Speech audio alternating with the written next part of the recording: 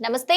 Welcome to our channel. నేను anchor city. ప్రస్తుతం మనతో పాటు ఉన్నారు ప్రముఖ ఆధ్యాత్మికవేత్త, జ్యోతిష పండితులు కేఎస్ఆర్ గారు. గురుగారితో మాట్లాడతాం. గురుగారు నమస్కారం. నమస్తే.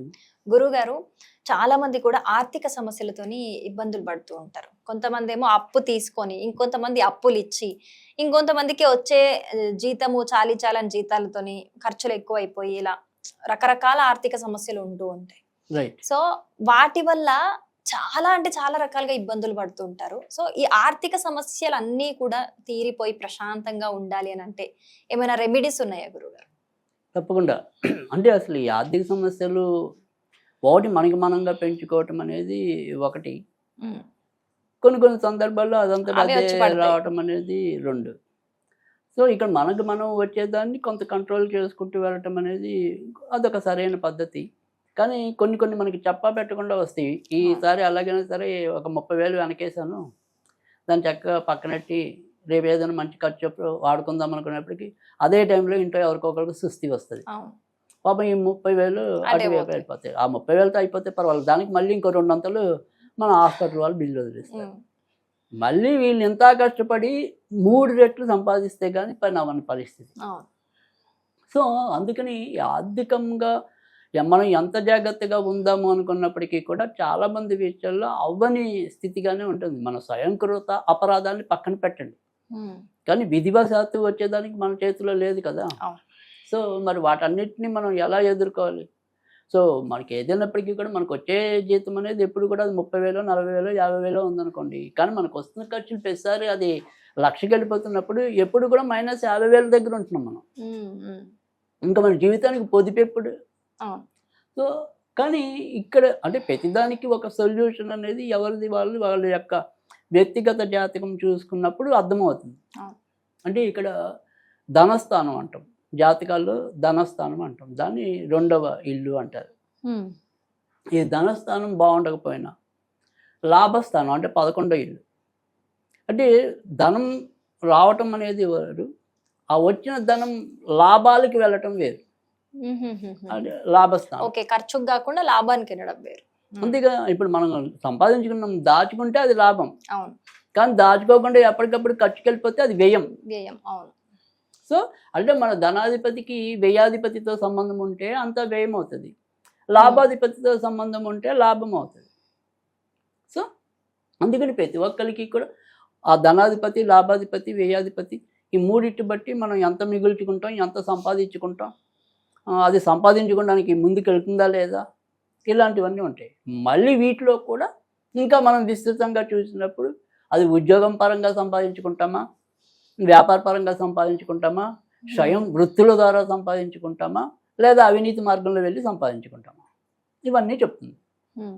కానీ సరే ఇవన్నీ జాతకం చూపించుకున్న వాళ్ళకైతే కనుక ఓకే, ఆ చూసే పండితుడు బట్టి వాళ్ళకి రైట్ గైడెన్స్ ఇవ్వటం అనేది ఉంటుంది.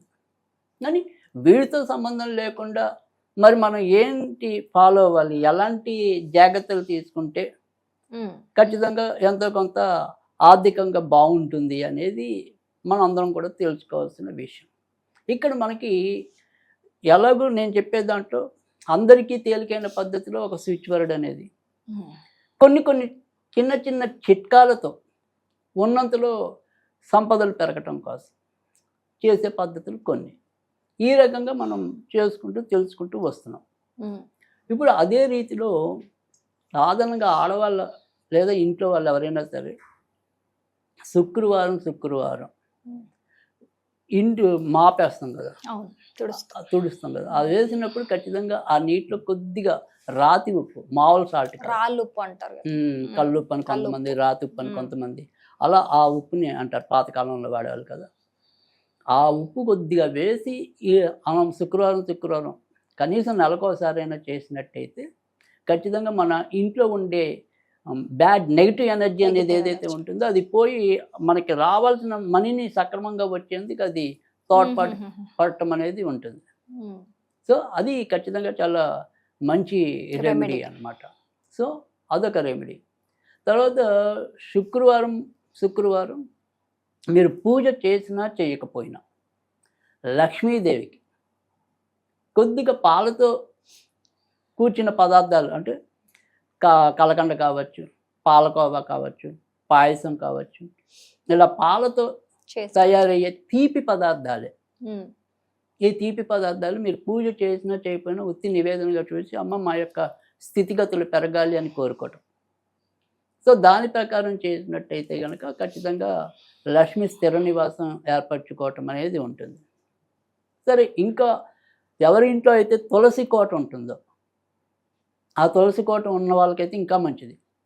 కొద్దిగా సోమవారం, శుక్రవారం ఆ తులసి కోట దగ్గర ఆవు నేతితో దీపం పెట్టి అలా కొన్ని వారాలు చేయండి, ఖచ్చితంగా మీకు రిజల్ట్స్ కనపడతాయి. సో ఇవి ఇప్పుడు మనం చెప్పుకున్న ఈ 3 పద్ధతుల్లో కూడా ఎక్కడ ఒక చిన్న మంత్రం కూడా ఇవ్వాలి మనం, కేవలం చిట్కాలే ఇచ్చాం.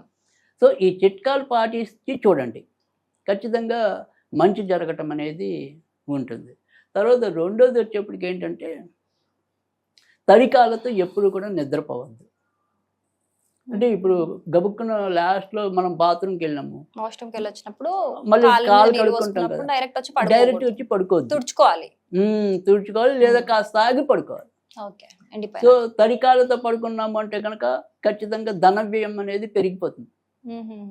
సో ఖర్చులు పెరుగుతాయి. సో అందుకని మనకి అప్పుడు మళ్ళీ నెగిటివ్ ఎనర్జీ పెరుగుతుంది, నెగిటివ్ భావం అనేది. సో అందుకని అది మంచిది కాదు. సో అందుకని తడికాలతో ఎప్పుడు కూడా మంచం ఎక్కకూడదని మన పూర్వీకులు మనకు అందించిన శాస్త్రం. సో ఆ రకంగా జాగ్రత్త తీసుకోవటం అనేది ఒకటి. ఇవి మామూలుగా జనరల్వి. కానీ మనకి అందరికీ ఉపయోగపడే ఒక స్విచ్ వర్డ్ అనేది మనం చెప్తున్నాం. ఈ ఆర్థికంగా మనకి ఏదైనా సరే ఖచ్చితంగా మంచి జరగాలి అనుకున్న వాళ్ళు ఎలాంటి స్విచ్ వర్డ్ అయితే వీళ్ళకి మంచి జరుగుతుంది అనేది కనుక చూసినట్టయితే కనుక నౌరిష్ NOURISH నౌరిష్, ఇది రెగ్యులర్గా చదువుకున్నట్టయితే కనుక ఖచ్చితంగా ఇల్లంతా కూడా ఆర్థికంగా బలం పుంజుకోవటం అనేది ఉంటుంది. సో ఆ రకంగా చదవటం అనేది మంచిది. ఎన్నిసార్లు చదువుకోవాలి గురుగారు రోజు? 51 సార్లు చదువుకోవచ్చు. తర్వాత ఇదే పదాన్ని మనం ఏదైనా సరే క్రమం తప్పకుండా ఏదైనా ఒక నోట్ బుక్లో గ్రీన్ కలర్ ఇంకుతో, ఆ గ్రీన్ ఇంకుతో ఇందాక నేను చెప్పిన NOURISH ఈ పదాన్ని 51 సార్లు లిఖించినా కూడా, ముఖ్యంగా కొద్దిగా అప్పుడప్పుడు శుక్రవారాలు రాసినా కూడా ఖచ్చితంగా మంచి జరగటం అనేది ఉంటుంది. సో ఈ రకంగా చేసుకున్నట్టయితే కనుక ఆర్థిక లాభం అనేది ఉంటుంది. రైట్ గురుగారు, చాలా చక్కటి రెమెడీస్ చెప్పారు. Thank you so much.